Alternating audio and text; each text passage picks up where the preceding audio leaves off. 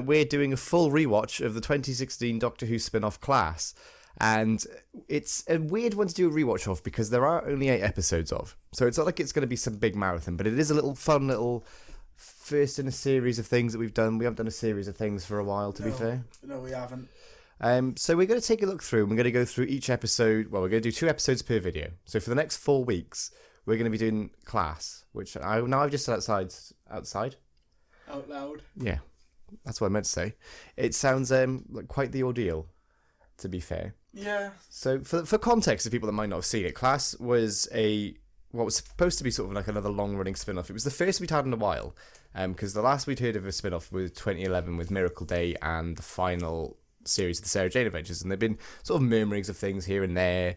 And then there was the announcement that Patrick Ness, celebrated young adult novelist, was going to be, essentially showrunning and writing the first series, and it was all going to be set in Coal Hill School.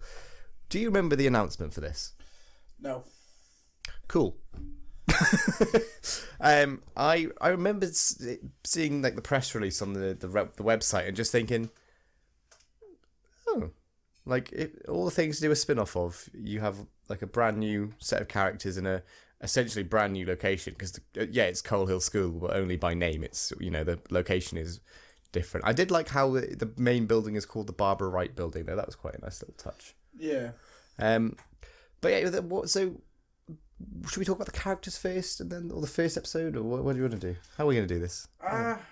Well, it makes sense to start at the beginning. Yeah. So our first episode, we are introduced to our new group of characters, and they're essentially they're all in school. They're in sixth form at Coal Hill Academy. Tories.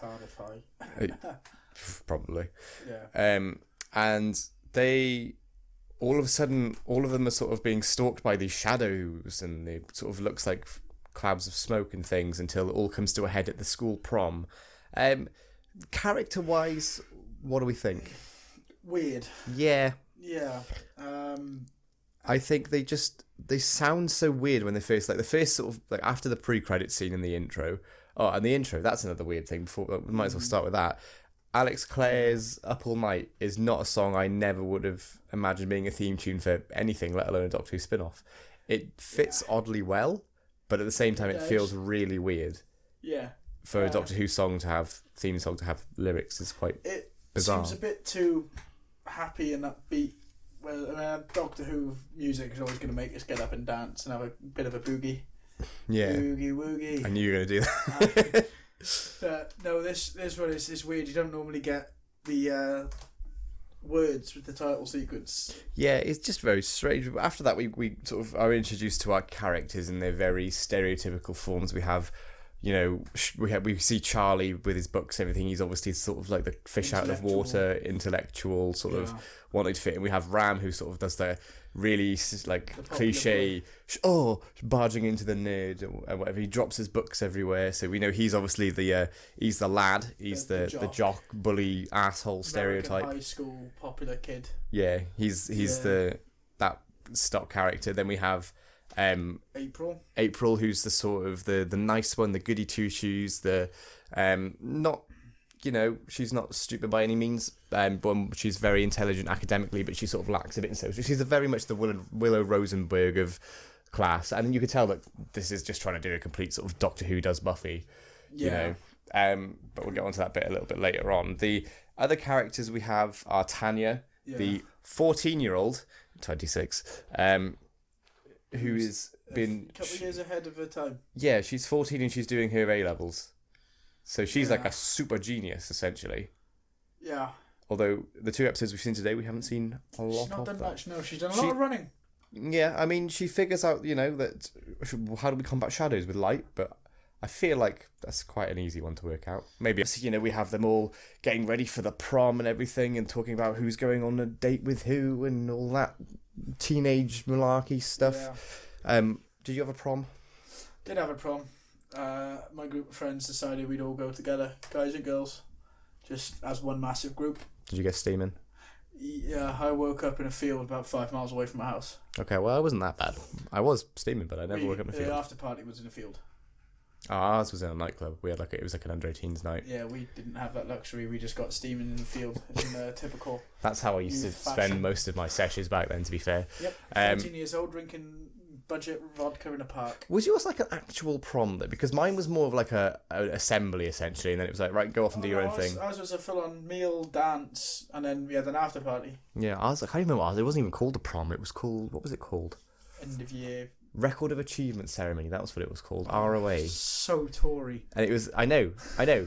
Me, like, you're so bloody Tory. I know, but the thing is, it was one of the least Tory schools you could ever go to. But that was what it was called, and it was, yeah, everyone still had to dress up quite formally and everything for the assembly, and you were sort of put up on stage to collect. So you might have been like the high achiever. We are getting way off topic. This isn't a podcast. Sorry. But yeah, so then they're all getting ready, and the excitement's building, and they're in their class, and they have this weird, strange teacher called Miss Quill, who is clearly trying to do some sort of like Poundland Missy impression by being quite stern and quite not a bit really weird, caring for anyone, and being like, like making crass comments to the kids. Yeah, she's stuff. essentially the sort of she's the reverse of a Giles character, really, isn't she? She's the one that's sort of forced into taking care of these kids, but really doesn't care about them either way. And we learn that the only reason she is going to take care of them when all this happens is because of the cool little twist with her and Charlie. Yeah, that's what I kind of realised. Watching it now as to when it first came out, I actually enjoyed it a bit more now. Being that bit older, I think, helped. I was still rather young and stupid back then, to be honest. I was like, back then, Christ, I am old. Bear in mind, the show was released in, 2017? 2016 it was. Yeah, shut up, 6 years ago. But quick maths, though. Yeah. But no, it was really a good little twist. It's an alien creature, no bigger than that, basically, isn't it? Your two thumbs stuck together, and it puts poison into your blood and forces you to basically become the person you've wronged, their protector. Which is quite a fun and original idea, and I like the way that they explain all this to April, because by this point we learn this because April is decorating ready for the prom the following day, and there's another shadow attack on the school, and Miss Quill shows up and gets April ready to shoot with a gun, and then Charlie shows up. Meanwhile, Tanya and Ram on Skype to each other, and it comes out and attacks Tanya in her bedroom and everything.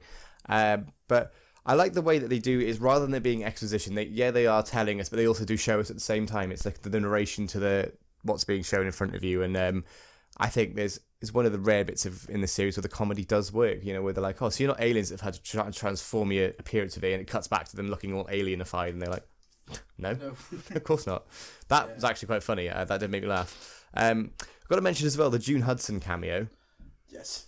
I think one of the most obscure cameos in Doctor Who. Obviously, June Hudson was the costume designer for a lot of the classic era. She designed Tom Baker's outfit and everything.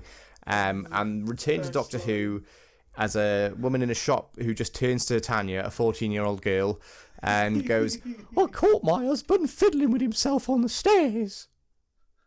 It's like, that's... You couldn't have come up with something better than that.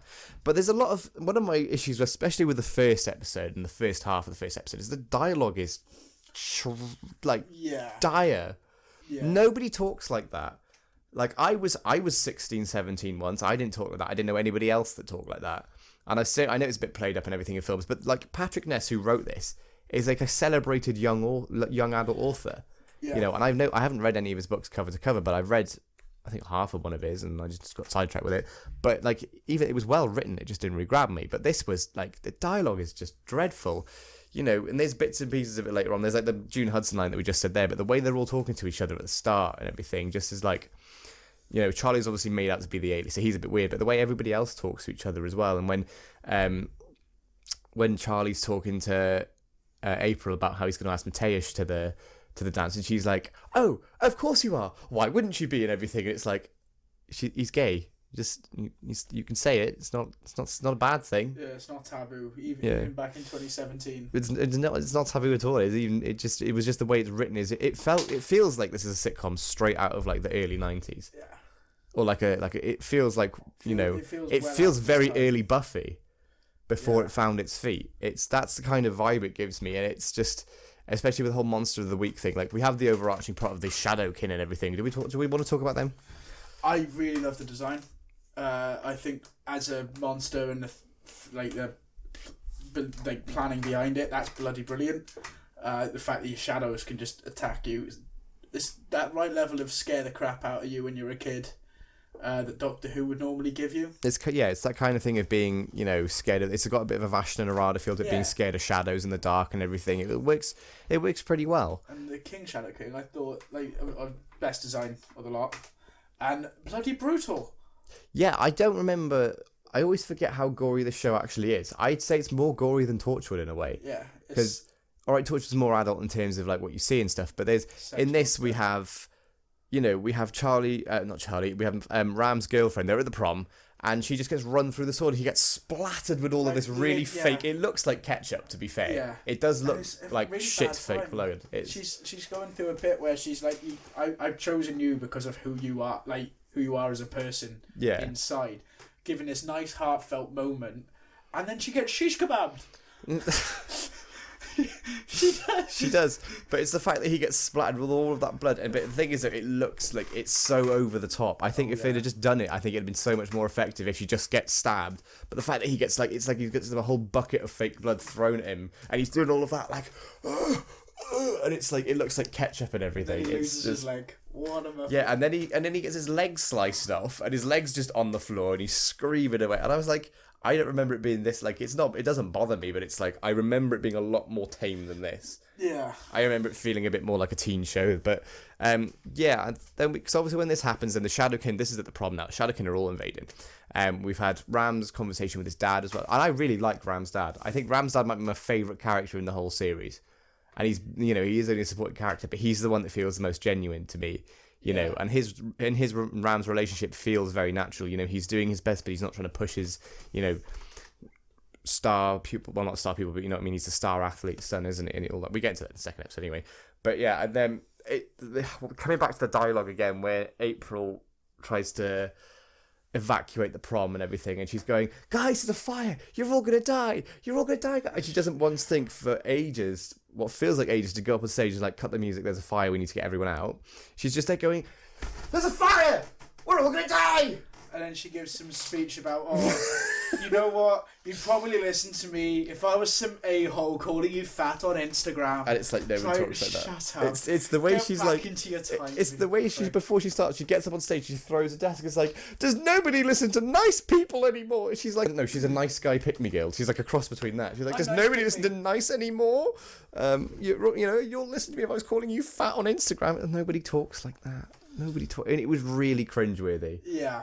And eventually then they all do run away, and it's like, where are the teachers? And they just cut to the head teacher from Series 8, which gives it that nice lineage, whatever. And he's just like, someone's being sick, and it's like, yes, this is the first accurate thing to happen so far. Yeah. No, there was two accurate things, because the other teacher was coming back with that girl crying about being dumped on prom night. I wasn't dumped on prom night, and I'm not a girl. But I did witness it happen at my school. It was a bit rough. But too drunk to remember. This was early on. It was quite funny then. No comment. And just as we were about to, the Shadowkin have all marched in, there's the plot link that April and the leader of the Shadowkin now share April's heart. Okay. Yeah, it's a bit of a weird one. I'll go with it because it's fine. It's a nice concept. Yeah, it's no less realistic than the execution. Execution. Yes. Yeah. It's not ideal, but like I said, we'll run with it anyway. And then, just as they're all about to die and everything, who shows up? But it's Peter Capaldi. Yes. Who, for me, was the best part about this episode. Yeah, he slid right in, and it felt perfect. It felt like Doctor Who again. Yeah, this is the thing for me, is it did feel very, apart from the odd sort of, you got like Mr. Armitage there, and you've got a couple of, name checks and things in the background, like the Barbara Wright building and stuff like that, but it doesn't feel like it's connected to Doctor Who because it's not focused. Whereas with Torchwood and Sarah Jane, the lead character in that is a character from Doctor Who, whereas these are all new characters. Yeah. And you get the Doctor at the end of that to come in and be like, sound, I'll save the day. And I think the way that they save the day in this is so contrived and just shit. Yeah. Like, I would have been less bothered if, like, because Tanya goes to switch the lights on and the lights come on and, it's done nothing. And it's like, oh, okay, so there's actually... Screwdriver. Yeah, so he basically just sonic screwdrivers the lights to make them more powerful, which I'm not an electrician, but I think would just blow the bulbs, wouldn't it? Not my trade, to be honest. But yeah, I'd imagine it would not do them any good. Yeah, I mean, if you put like a sonic wattage through a light bulb with a limit, surely they just go... And they'd be even more shit. But hey, they could be LEDs. Yeah, I mean, true. But this is where obviously this is the time where the sonic screwdriver just saved the day all the time anyway, so it didn't feel that disconnect. Yeah. And then used it to stitch up the wound as well in the fabric of time. Yeah, so they all get sent back into the big crack. That's not the crack, the bunghole of time. What bunghole of time? Bunghole, yeah. They send the creature back through the bunghole of time, which I for a while thought was called the bumhole of time when they were saying it the first time I watched it. I thought, really, they're not going to call it that, are they? And then Capaldi gives them this big sort of rousing speech about how amazing they are and everything, and then he just sort of explains that it's to do with all the Artron energy around Coal Hill School, which is making them a magnet for these types of things, which is fine had it be the same Coal Hill School we've seen before, but because it's this new academy and it's Coal Hill by name and everything, that doesn't really work. Unless it's on the exact same site. Yeah, unless they demolished the whole thing and rebuilt it. But I always assume, because it looks completely different from the outside as well. Yeah. I always just assumed it was a different... renovations happen, man. They build an entire new street outside the front? Yeah, they just magically build Cardiff City Stadium in the back of the football field for the club. See, I thought that was the sports park by our uni. No. I thought it was USW Sports Park at first. Cardiff City Stadium is in Leckwith, that is. No, it's the House of Sport. Well, I know that now. I just thought back in the day. Yeah. And then you have the really corny bit for me in the first episode where, even though they're doing a rip-off of every sort of teen school-based fantasy sci-fi drama thing, they reference a few of them to make it go, don't worry, we know this is a rip-off, it's fine. Because they go, oh, it's like the Hellmouth in Buffy. Oh, it's like that town in Once Upon a Time. Or the one in the Vampire Diaries. And it's all just like, just because you're referencing doesn't make it any less egregious that you've just nicked this idea of it. Yeah. Like, I know that a school being close to like sort of mystical, it's not a new idea, but at least pretend like you haven't ripped it off. Because we all know you have. Yeah, it was a bit tragic, to be honest, when they openly went, yeah, we're doing this, but, stick with us. Yeah, it's like, we'll be original, we swear. It'll be fine. It's not our ideas, but they are our ideas. Yeah. Overall, as a first episode, I remember this at the time. My opinions on this first episode haven't changed a great deal since then. It's a bit pants. I know you've enjoyed it more than I did. I just thought it was the way that the characters are written. I don't think I really got to like many of them, apart from I like the dynamics between certain characters. I like that sort of dynamic between Quill and Charlie. Yeah. And I do like the romance between Mateusz and Charlie as well, and that grows into like quite an actual, get quite invested in it. And even the sort of weird, creepy, not creepy, but is a bit weird dynamic between Tanya and Ram. That is also developed a bit in the next episode, that sort of like friendly big brother, little sister vibe thing. But she's sort of clearly got a bit of a thing for him as well. It was a bit weird. But yeah, I just think that was a bit weird. The plot is a bit naff. The Capaldi's great showing up, but the sort of solution to the problem is just so like... So new who. Yeah, it's such a like, oh, sonic screwdriver saves the day. And it's like, oh... It's a precursor to the Chibnall era. Yeah, it was a problem for me by this point in Doctor Who anyway. It was very much after Matt Smith. Massive even problem with the screwdriver. Even towards the end of Matt Smith, for me, to be fair. But this is, for me, I think it's got a little bit of promise in terms of sort of the way it's like presented, but there's some of the dialogue is just so grating to listen to at times, and it's just a bit cringe. But I mean, the way the show ran, the way the episode ran, the way it was all sequenced up, I did enjoy that. It's well paced. I'll give it that. It's well paced. Very well paced show. The story for the first one, because it's like an individual story, effectively all around one massive plot for the series. The individual story as well is like I enjoyed the story behind it. Characters less so. Yeah. The actual story and what was going on, the stuff with Quill and Charlie and getting a look back into their home planet and what happened. Like that, I really enjoyed that. It was quite nice. It kind of felt like it was a Doctor Who show. Yeah. You just had the other crap that was just like watching Waterloo Road. Yeah, it's Waterloo Road meets Buffy is what class is essentially. But yeah, I think, you know, like I said, with pilot episodes, usually it's more about introducing the characters and the main setting than anything. And I think just because of the way some of the characters are written, it just doesn't do a brilliant job of that for me. But, you know, we have some things that go on to be quite prominent throughout the series in terms of, you know, Ram losing his girlfriend and his leg. Gets a new one. Does get a new one, but his OG leg is chopped off. Yeah. Overall, a decent first episode. Below average for me, but yeah, we both have our own opinions. That's fine. Episode 2, then, the coach with the dragon tattoo.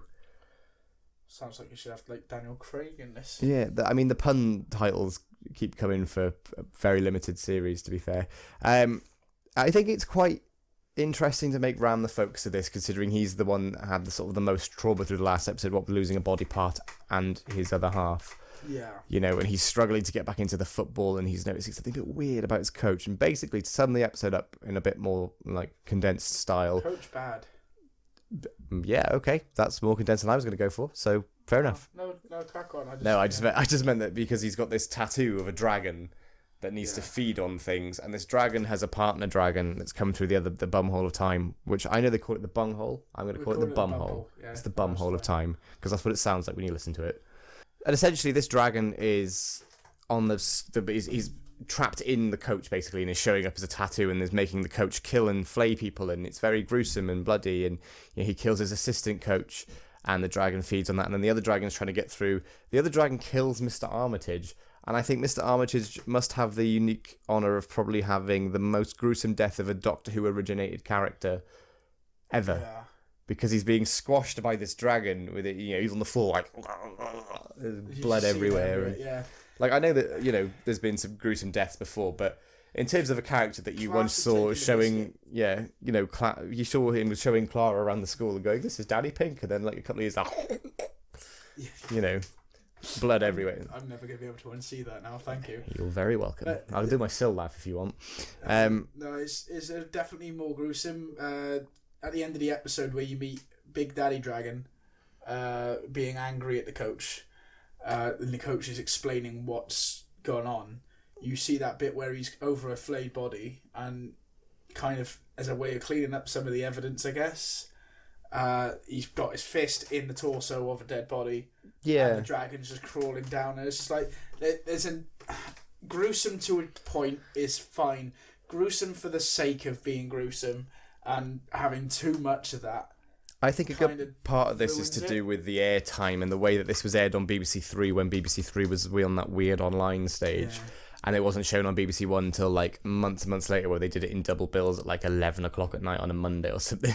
It was like, can't show this any earlier because this is pretty intense. And it's just so like you said, it's a bit unnecessary. It's a bit just being just gory for gore's sake. Like, gore doesn't bother me and stuff like that, but within the context, and like with this, it's just like, oh, especially when it doesn't even look that good. Like the fake blood in this does look like ketchup. Yeah. It looks like when you're a kid, you put ketchup and you go, oh no, I'm bleeding. That's what it looks like. It looks like he's just like put his hand into Play-Doh as well when he in that sequence. Yeah, and I think the CGI of the dragon looks abysmal as well, I thought. Yeah. But again, another cool concept though. Yeah, I like the concept of things like this. It's just the execution, I think, doesn't necessarily work. I think Patrick Ness is biting off more than he could chew. I think he wrote the entire series. And I think it definitely would benefit from maybe having a couple of other writers in and having a writer's room approach to it. Yeah. And I could have done with that scene being cut and just having the description. Yeah, but there's an explanation of like they work out that it was him who was behind the deaths of these people. Yeah, and he's got to kind of like admit it in front of people for the first time. But that's the thing, is that he's explaining, and he's not even like, this would be a great chance to have like your genius kid Tanya work it out, or the rest of the team, you know, work it out, and it sort of builds them up a bit, rather than him just going, well, actually, this is what happened, and I'll tell you now. But I think with this, it just feels like they're trying to do the Buffy vibe of the monster of the week, you know. I did like the football coach's office though when he's in there and he's got this filing cabinet. I don't know if you saw. I don't know why it did make me laugh a little bit for some reason, but his filing cabinet just has 3 drawers and they've just got football labelled on them. I don't know why I found that so funny. I just think it's just like, what do coaches like? Football. That's it. Yeah. But yeah, the coach is a complete gobshite from start to finish, and I know we're meant to feel like that. Without the whole, body flaying, skin munching dragon, the coach is still a horrible piece of work. He's nasty to ram, even without the whole, I'm gonna kill you and a load of other people to feed this dragon. He's just a horrible piece of work, and you think, how do these people get jobs in teaching? And then I think of some of the teachers that I had at school, and it's really not that much of a mystery. Especially, I knew right from the start he was going to be a bad guy character, and I felt the way he was treating Ram, especially mostly after the loss of his girlfriend, he was being properly harsh. Yeah, he's acting like he's like you wouldn't even get that in the Premier League. Do you know what I mean? God, no. You'd get time to recover. Yeah. You'd have time off. Your coaches would give you a break, for Christ's sake. Let alone, if you're not going to come to play, don't bother coming at all. Well, it's like the whole thing of you said some things like this isn't meant to be easy and everything. It's like, mate, you're a sixth form football coach. Like I can't think of any football coaches. You're not Jose Mourinho. You're not Jurgen Klopp. As you said, he's a sixth form football coach. I'm really sorry, why I've got the giggles tonight, and the way you just did that accent then has cracked me up. But that's alright. Yeah, and we haven't even talked about the Inspector B, the B plot of the Inspector as well. Because there isn't that much to say. No, he had nothing to say. I won't lie, I thought it was a weird fetish thing on his part, and then it turned out he was a robot, and I was very glad. No, it was a weird fetish on her part then, because she just pins him up against the lockers and necking it. Yeah, but she didn't know it was a robot at that point. Oh yeah, true. But that shows you how much attention I was paying. It's and then she made a big thing of so no one's going to mention the fact that I kissed a robot, when no one knew that he was a robot nor cared. Yeah, I think it's obviously just there to give Quill something to do. Because she doesn't have a big part in the rest of the episode, apart from sort of walking around going, "Oh yeah, robot." But there is the little hint at the end, and the governor's is the property of the Inspector robot. Yeah, the Inspector gadget. Don't say that; we'll get copyrighted again.